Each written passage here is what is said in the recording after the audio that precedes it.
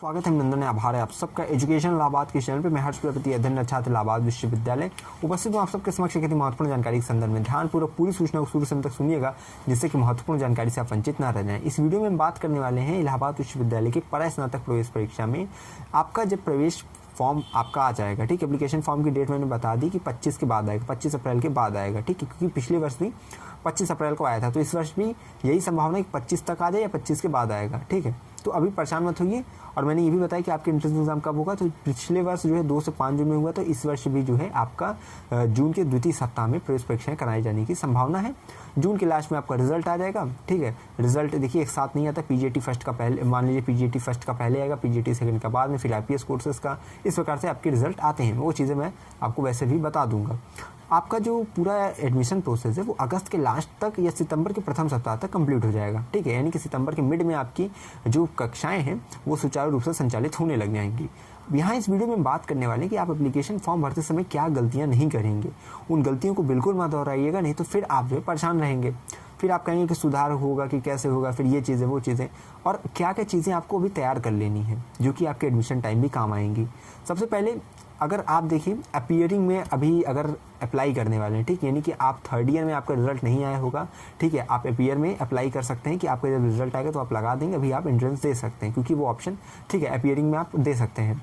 लेकिन आपको ये सुनिश्चित करना होगा कि आप अपना रिजल्ट जो है अपना रिजल्ट तैयार रखें। कब? जुलाई में। जुलाई में जब आपका एडमिशन स्टार्ट होगा तो आपके पास, आपके हाथों में आपका रिजल्ट होना चाहिए, वरना यूनिवर्सिटी जो है एडमिशन कैंसिल कर देती है। आप बहुत अच्छा आपकी फर्स्ट कट ऑफ में हो जाए। पिछले वर्ष कई छात्र और छात्राएं इसी कारण से वंचित रह गए थे इलाहाबाद विश्वविद्यालय में एडमिशन से। तो आपको अपने रिजल्ट से संबंधित चीज़ों को ध्यान रखना है कि आपका रिजल्ट आपके हाथ में आ जाए। कब? जुलाई में। अपना टीसी और माइग्रेशन की जो ये समस्या है इसको समाधान कर लीजिएगा।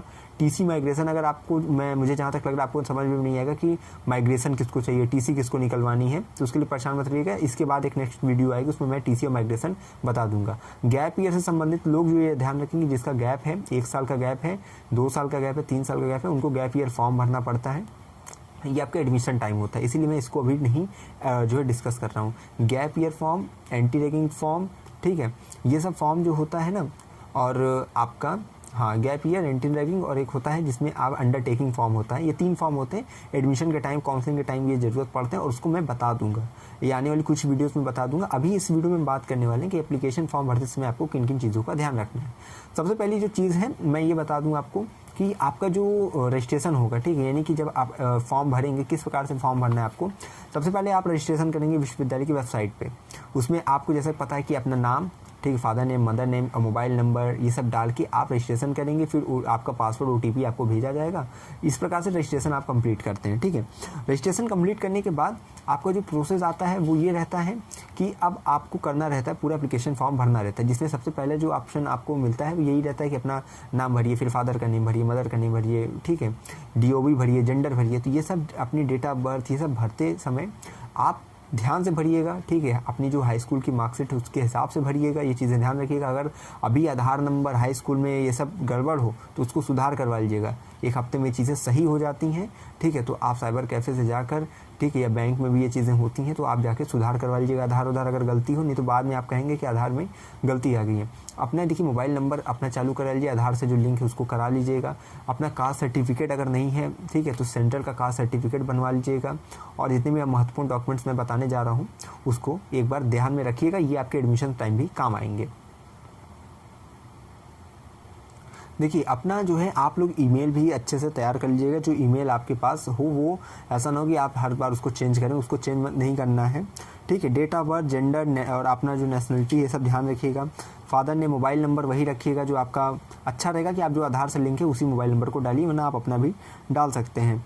Course applied for PGT first, PGT second, आप मैं पहले कह दे रहा हूँ पीजीटी फर्स्ट और पीजीटी सेकंड, ये जो जब आप चूज़ करेंगे उसी के अंतर्गत आपका सब्जेक्ट आपको ऑफर किया जाता है, ठीक है।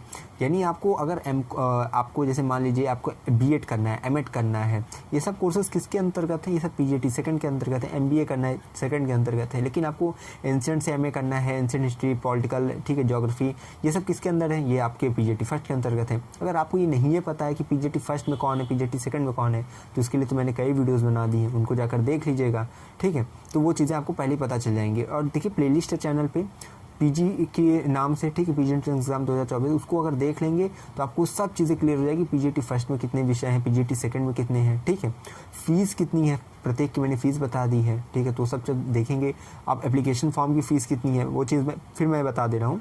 देखिए पीजीटी फर्स्ट में कैटेगरी वाइज आपकी देखिए 2 फीस होती है, यानी कि जनरल ईडब्ल्यूएस और ओबीसी के लिए पीजीटी फर्स्ट का बता रहा हूँ, पीजीटी सेकंड का अलग है। जनरल ईडब्ल्यूएस ओबीसी के लिए 800 रुपये application form fees, SC ST pH यानी फिजिकल हैंडीकैप 3 कैटेगरी वालों के लिए 400 रुपये फीस है।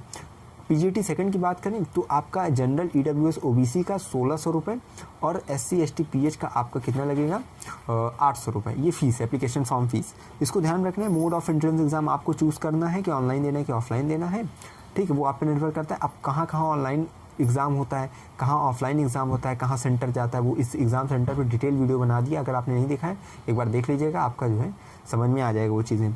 आधार नंबर ध्यान में रखना है। हॉस्टल के लिए मैं बोल दे रहा हूँ, आपको हॉस्टल लेना हो ना लेना हो, ठीक है, यस कर दीजिएगा। बाद में आपके पास विकल्प रहता है कि आप हॉस्टल अलॉट करवा सकते हैं, लेकिन बाद में अगर आप उस पर नो कर देंगे, बाद में कई पिछले वर्ष कई बच्चों ने कहा कि सर हो जाएगा कि नहीं, तो वो नहीं होता है। अगर आप हाँ करे रहेंगे, यस किए रहेंगे, तो आपको वो विकल्प प्रदान किया जाता है कि आप बाद में हॉस्टल ले सकें।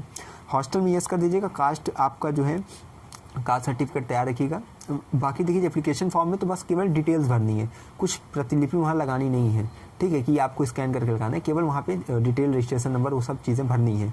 तो कास्ट क्या अपना कास्ट सर्टिफिकेट बनवा लीजिए, ठीक है, अपना इनकम सर्टिफिकेट तैयार रखिएगा। एड्रेस अपना अच्छे से भरिएगा, ठीक है, एड्रेस में गलती मत करिएगा। मदर फादर ने अपना ध्यान से रखना है।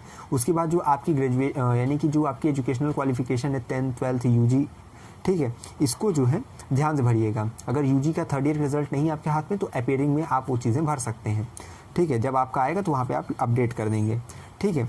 उसके बाद क्या है, आपको सब्जेक्ट चूज़ करने के लिए मैं सब्जेक्ट को पहले वीडियो बनाया था कि कैसे भरना है। नॉन सब्जेक्ट जो कैंडिडेट है उनके लिए मैंने बता दिया है कैसे क्या करना है।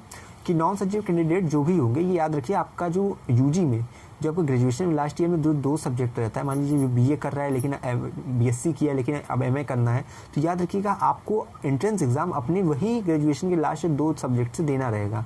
और 3rd सब्जेक्ट का ऑप्शन वहाँ पे होता है। देखिए 3 सब्जेक्ट होता है, इसमें 2 से आपको एंट्रेंस एग्जाम देना है। अगर आप नॉन सब्जेक्ट कैंडिडेट हैं तो आपको 3rd ऑप्शन दिया जाता है, जिसमें आप जिस विषय में आप एडमिशन लेना चाहते हैं उसको चूज़ कर लेंगे। फिर आपका जो है जब एडमिशन होगा तो उन्हीं 2 विषयों की कट ऑफ जो नंबर है उसी को आधा करके फिर आपकी कट ऑफ तैयार की जाती है। नॉन सब्जेक्ट कैंडिडेट वाले वीडियो देख लेंगे, इस तरह फिर समझ में आ जाएगा आपको, नहीं तो भी कैसे आपको कट ऑफ बनेगी यही नहीं समझ में आएगा, ठीक है। तो नॉन सब्जेक्ट कैंडिडेट वाले प्लेलिस्ट में जाएंगे, अपनी वीडियो सर्च करेंगे और देखेंगे, ठीक। बाकी जो ऐसे हैं, यानी कि जो बीए के बाद एमए कर रहे हैं, बीएससी के बाद एमएससी कर रहे हैं, उनको पता है कि उनको एंट्रेंस एग्जाम किस अपने वही ग्रेजुएशन के सब्जेक्ट से देना है। अगर आप चाहें तो केवल एक सब्जेक्ट से भी अपना एंट्रेंस एग्जाम दे सकते हैं, जो कि आपकी ग्रेजुएशन के लास्ट ईयर में से 2 सब्जेक्ट होते हैं, केवल एक से भी दे सकते हैं और 2 से भी दे सकते हैं, ठीक है। मैंने पहले बताया एंट्रेंस एग्जाम का पेपर पैटर्न क्या है, वो सब वीडियो देखिएगा तो आपको चीज़ें समझ में आ जाएगी, ठीक। बाकी अपनी देखिए एजुकेशन क्वालिफिकेशन को ध्यान से भरना है सब चीज़ों को, ठीक है। और उसके बाद आपको जो है अपना फ़ोटो और सिग्नेचर अपना अपलोड करना है। फ़ोटो वही रखिएगा जिसमें कि जो है आपकी अच्छी सी फ़ोटो, क्योंकि वही फ़ोटो आपकी कहाँ होगी, वही फ़ोटो बाद में चस्पा कर दी जाएगी आपके आई कार्ड पे। तो ऐसी फ़ोटो रखिएगा जिसको आप भी सुलभ हो, आपको देखने में भी और अच्छी भी लगे, तो वो अपनी फ़ोटोग्राफ को ध्यान से अपना जो है वहाँ पे जो अपडेटेड हो, ठीक है। ऐसा नहीं कि बहुत पहले का हो तो बाद में जो है पहचान में आप आए ना उसमें, तो वो अच्छी फ़ोटो वहाँ पे लगानी है। उसके बाद अपना सिग्नेचर करना है और उसके बाद फ़ीस पेमेंट करनी है, जितना जैसा मैंने बता ही दिया। तो ये पूरा एप्लीकेशन फॉर्म भरने का पूरा प्रोसेस था और ये चीज़ें ध्यान में रखनी है। अब इसके बाद अगर आपको कहीं भी एप्लीकेशन फॉर्म भरने में दिक्कत आएगी तो आप उसका स्क्रीनशॉट लेकर मुझे टेलीग्राम पे भेज दीजिएगा। मैं आपको बता दूंगा कि कहाँ क्या क्या दिक्कत आपको आ रही, किस वजह से आ रही है, उसका समाधान क्या है, ठीक है। कोई भी कहते नहीं हर एक संकट का हल है, वो आज नहीं तो कल है, ठीक है। तो हर्ष प्रजापति चैनल से भैया जुड़ जाइए। मैं फिर से कह रहा हूँ, एजुकेशन इलाहाबाद चैनल से जुड़िए। अपनी कोई भी क्वेरी, क्वेश्चन, समस्या, सवाल हो उसे कमेंट बॉक्स में लिखिए, मैं उसका रिप्लाई करूँगा, ठीक है। बाकी बस यही कह रहा हूँ कि 25 अप्रैल के बाद आपका फॉर्म आ जाएगा, जैसे ही एक अपडेट दे दूँगा। आपकी कोई समस्या सवाल हो टेलीग्राम पर भी आप मुझसे पूछिए। बाकी यही कहूँगा कि अगर है इलाहाबाद विश्वविद्यालय में प्रवेश किया तो हम पर रखिए विश्वास, हमें विश्वविद्यालय के पास कोई भी खबर हुई खास पहुँचाते रहेंगे आपके पास। बहुत बहुत धन्यवाद, बहुत बहुत आभार।